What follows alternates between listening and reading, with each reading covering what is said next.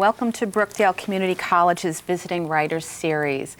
I'm Laura McCullough, faculty in the English department here and chair of the series, and with me is Leonard Spinelli. He's an English major here, and he is also a creative writing student. Lenny is intending to transfer to NYU and study law, although I suspect we're going to see some great writing come from him as well. Here with Lenny and me today is the writer Paul Lisicky, and Paul is the author of a wonderful novel called Lawn Boy and a collection called Famous Builder, Essays and Memoirs. Paul is the recipient of a fellowship from the NEA, the Michener Copernicus Society, the Henfield Foundation, and the Fine Arts Work Center in Provincetown. I know you spend a lot of time there. Sure. And you teach at Sarah Lawrence College and live in New York City and Provincetown. And I know you're currently at work on a new novel based at the Jersey Shore. Yes, I am. Yes, looking forward to hearing about that. Welcome, Lenny and Paul. Hey, Laura. Thank you. It's good to be here. Good, glad. And this is back in some of your old stomping grounds. We're very close to the Jersey Shore. Yes. And I'd love to start there. Just tell our audience a little bit about your background and where New Jersey fits in and why that shows up so much in your writing.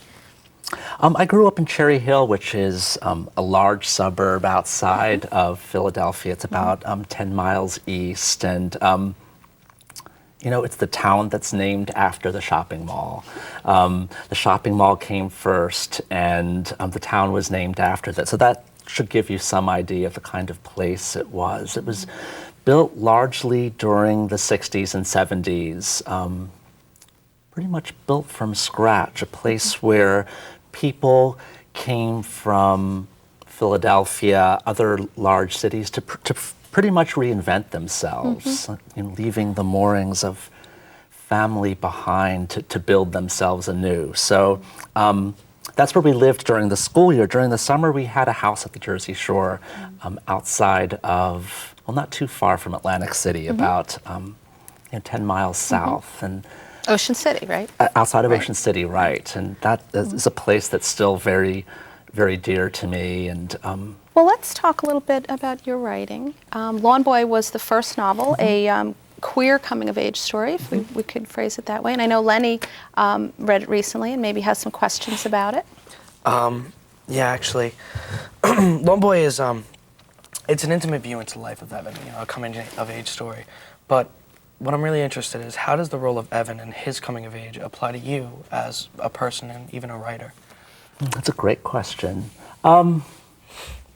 He's a lot different from, he's 17 in the book, and looking back, I think it's the perspective, he's in his early 20s as he's telling the story, but by and large, the action of the story takes place in his 17th year.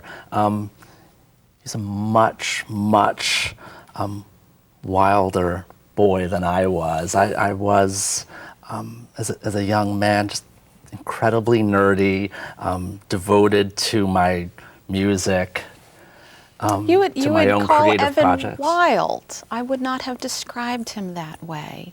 I would have described him as a searcher, as a as brave. I don't know that I would have called him wild. Maybe. Well, wild might not be the right word. He is a searcher, and he wants to live a fuller life than the life he's living, and is both energized by his search and terrified by it. And I think those two, you know, his bravery, his fear, are continually coming into collision. Well, and we all have maybe more than one, but certainly in terms of adolescence, verging on adulthood, that period of time when we want a life that's larger than the one we have. And don't have a clue as to what to do. Right. And it seems so large and terrifying, and you know, he wants more. Right. And impossible, that it's Right. almost impossible, Right. you know, to become something other than what you are or what Right. you can imagine. Right. The image of nature, I mean, Lawn Boy itself, and just the lawn and the cutting of grass is an image of nature, but constantly in the book, there's this drawing to nature. And, you know, what does nature mean to you? What does it bring across to the reader?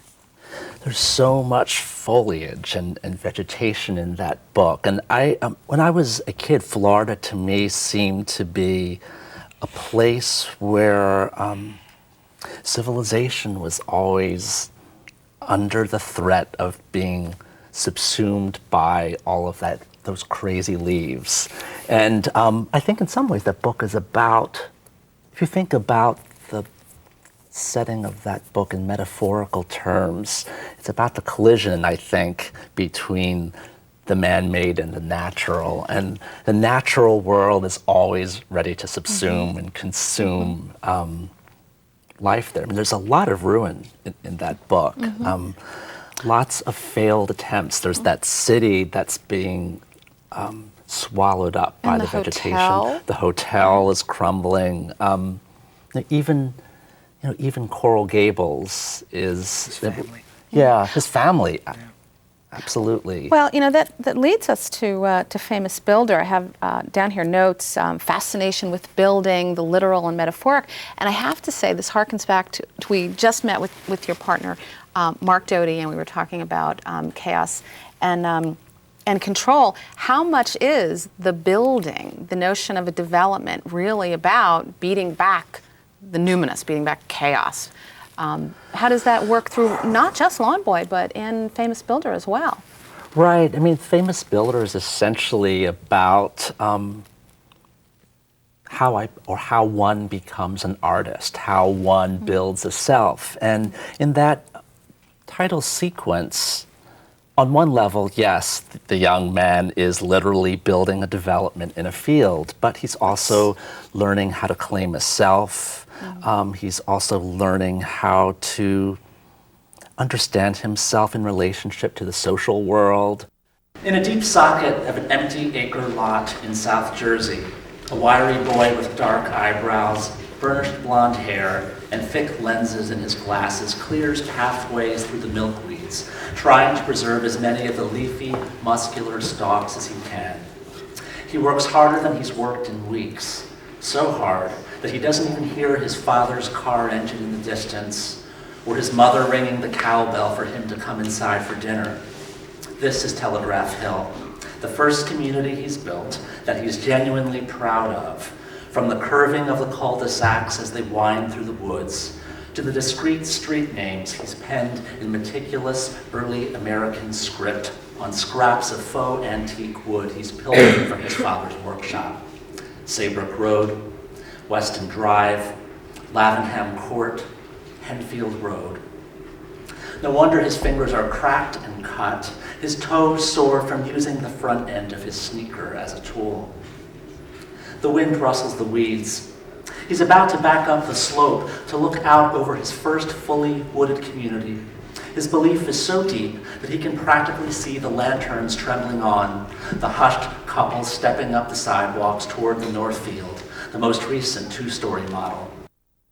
I would not have written about New Jersey if I had stayed here. I think I needed some distance of place in order to be able to look back clearly upon the place of my growing up. And I think for years and years, for the first 15 years of my writing, I never wrote about what was in front of me. I wouldn't write about New Jersey. I wrote about Florida. I mean, Florida seemed much more interesting to me and compelling as a landscape. But it's only, it's only as I've come to middle age that the world of my childhood seemed interesting and complex, and I felt and still feel a determination to think about. I think my mind is continually drawn to places and things, people who are simplified, reduced, maligned, misunderstood, and that's part of my political work. I mean, politics is a funny word to apply to it, but to give meaning and complexity to places, people, etc., that have been sort of misunderstood. Well, I have to say, Famous Builder I found to have many layers of complexity, because even though the approach was in the particular and through the lens of your own life, there's all this discussion of class and about alienation and about suburbia and revealing things that are often not even considered serious subjects of examination, and all and there's of those so much things the were factors of American life that I think Yes, they're so yes. close to how we live and, you know, what we decide to put on each day that we can't even step far enough out of that realm to see how much the social world impacts every decision. Well, and how much of all of what we do every day is really about forcing ourselves not to examine and not letting people see what there really is to be seen underneath. Right, right. Yeah. You have an upcoming book, The Gods of Luna Township, which is based in what's being called a mythical New Jersey shore town. Yes. It's half set, or mostly set, in Ocean County, in a town called Luna Shores, and it's essentially about gentrification and the effects of gentrification on the lives of a very particular family. I want to think about how the social world impacts the tiny domestic world, and how those two worlds speak back to one another. Speak about that a little bit more, because you mentioned politics before. We kind of let that go. But intrinsic in what you're saying is the notion of the political and the personal. Right, right. It's a challenging book to write because I don't want the book to be merely sociological or a historical record. I want the book finally to be about loss and grieving and change and renewal, and how decay lives alongside renewal. And it's too easy to be didactic about, I think, matters of gentrification, something I've really struggled with. I want the book to ask questions about that very particular process and how it impacts how we live. I mean, Mark and I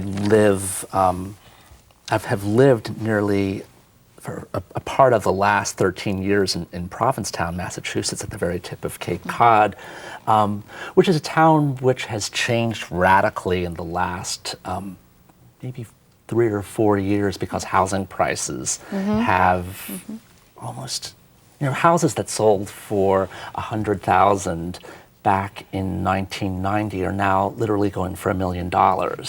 And that's changed the community in very, very radical ways. And it's too easy to write the book that says gentrification is a bad thing because, But that's an essay. That's it's an essay. It's not a novel. I mean, a novel. Well, I do want to ask you about novel structure, especially because there's been very interesting structures to both of the books you've put out so far. That's good. But we're going to take a break. Okay. We'll be back with Paul Lisicky and with our student Leonard Spinelli in just a few minutes.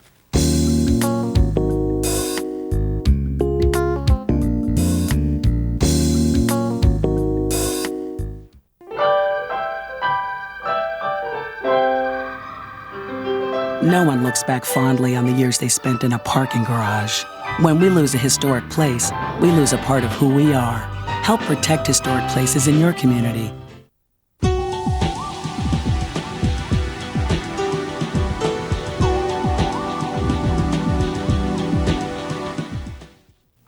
Hi, this is Laura McCullough at Brookdale Community College, our Visiting Writers Series, and I'm talking with our student Leonard Spinelli and writer Paul Lisicky. We were talking about the novel that you're working on, The Gods of Luna Township, which you're basing in Ocean County and a little bit in Monmouth County, Asbury Park, not sure which line that actually falls under. And we were starting to talk a little bit about structure, novel structure, which is a shift from your last book, Famous Builder. Did you want to speak to that a little bit? Yeah, I guess I was just wondering, I mean, your original novels, even the memoir, is almost like a compilation of short stories, and I think during the break we were talking about the pressured moments. Could you talk about that, I guess, Sure, just for a little while? Sure, I'd love to. Yeah, I think my attention as a writer goes to the scene first and foremost. I think my process is probably more fragmentary than some other fiction writers. I'm less interested in taking the reader from A to B to C than to write a series of I think of like rocks thrown in the water and like the halo that comes, that expands from each rock. And essentially when I write a series of those moments out of sequence and sort of cut and paste a narrative together the way a filmmaker would.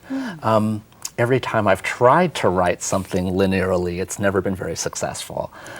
It's always felt burdened, the narrative has always felt burdened by too much connective tissue and too much heaviness, plotting, getting from one place to the next. So I'm much more interested, I think, in juxtaposition, like how one scene speaks to the next scene and how one image might lead to another image, or how the past might lead to how the present drama might refer to a drama in the past. So, again, with each book, I always start out linearly and it doesn't feel right. There comes this moment when the book sort of slaps me in the face and says, this is not the way you think. This is not the way you see.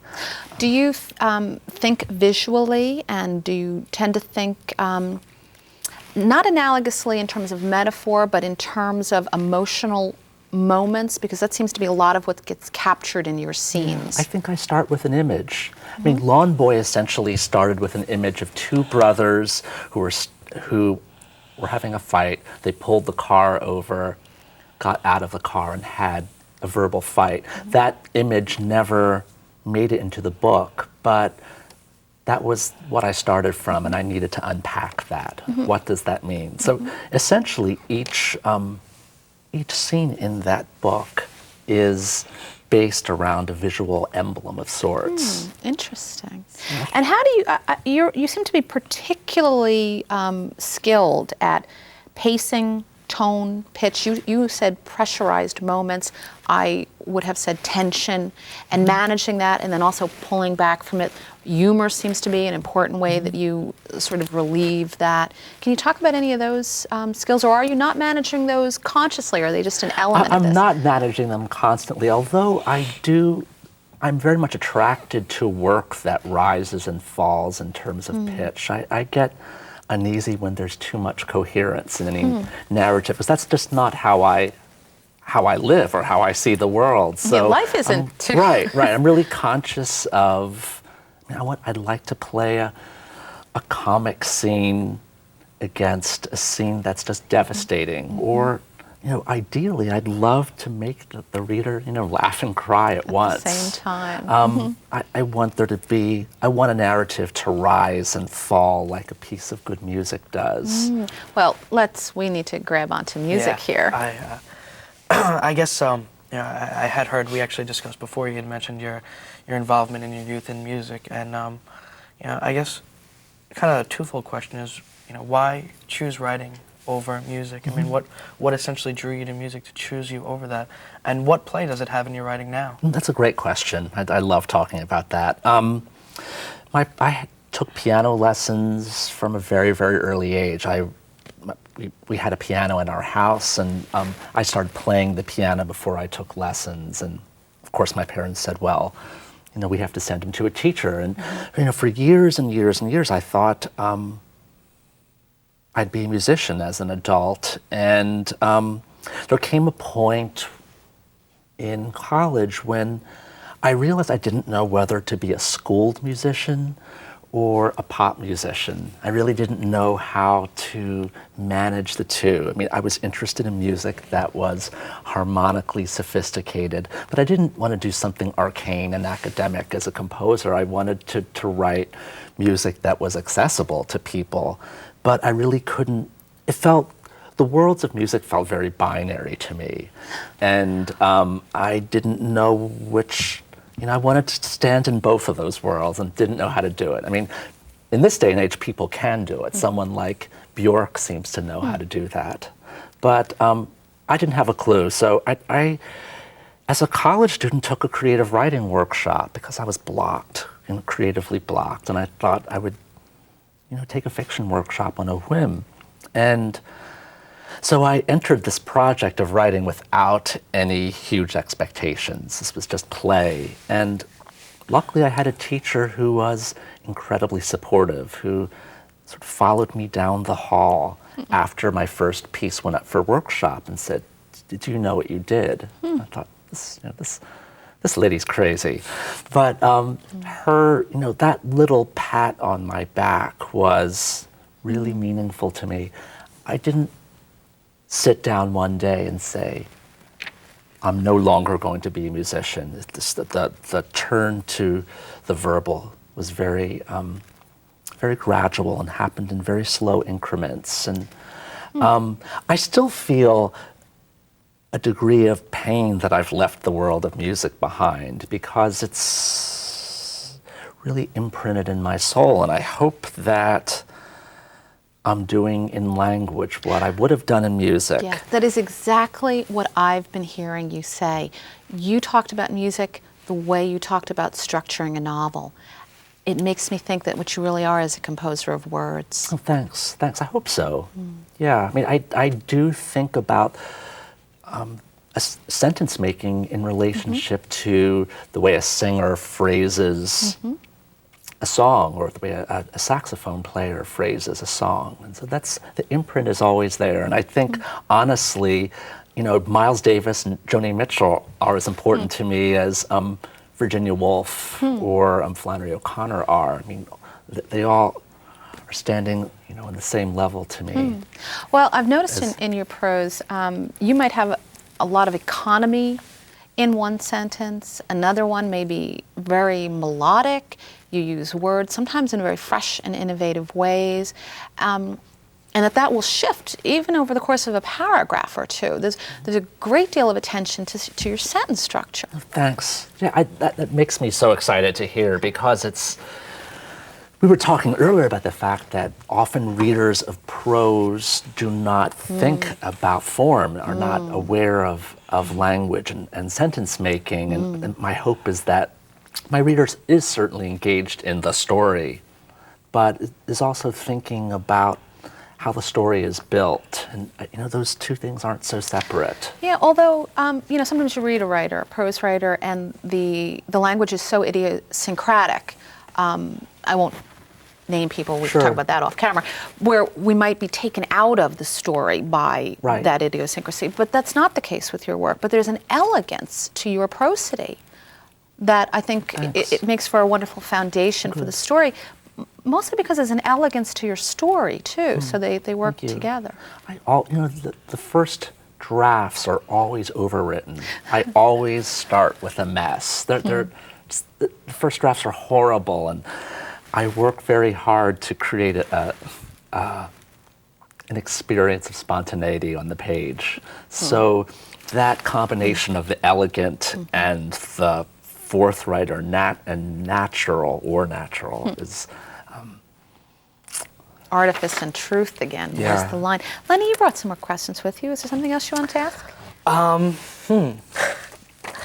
Wow.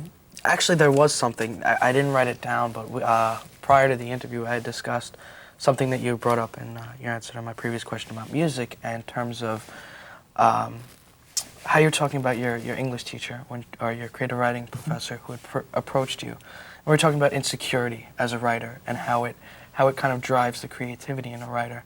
Can you talk about that for a little while? Sure. I think you were saying earlier about something about the fact that anyone who's a writer has to have a certain degree of audacity and confidence. And I was saying that audacity and confidence certainly live side by side with huge insecurity. And now that I'm writing a new novel, I thought as a younger writer that writing a third book would be cake, that I would have gotten it down by now. And the fact of the matter is, you sort of start afresh each time. And in some ways, that's, it's not what I would have expected, but there's something very compelling to me about the challenge of it, the continuing challenge of it. I want to keep being surprised, and I want to keep reinventing myself as an artist. So that keeps one foot going in front of the next. Oh, I want to ask, we'll really have time for about one more question. We have about 2 minutes. You live with a writer. I've heard many different things about living with another writer. What is that experience for you? Of course, it's Mark Doty, very noted and wonderful poet, but you're largely fiction and he's largely poetry. Right. Do you inform each other's work at all?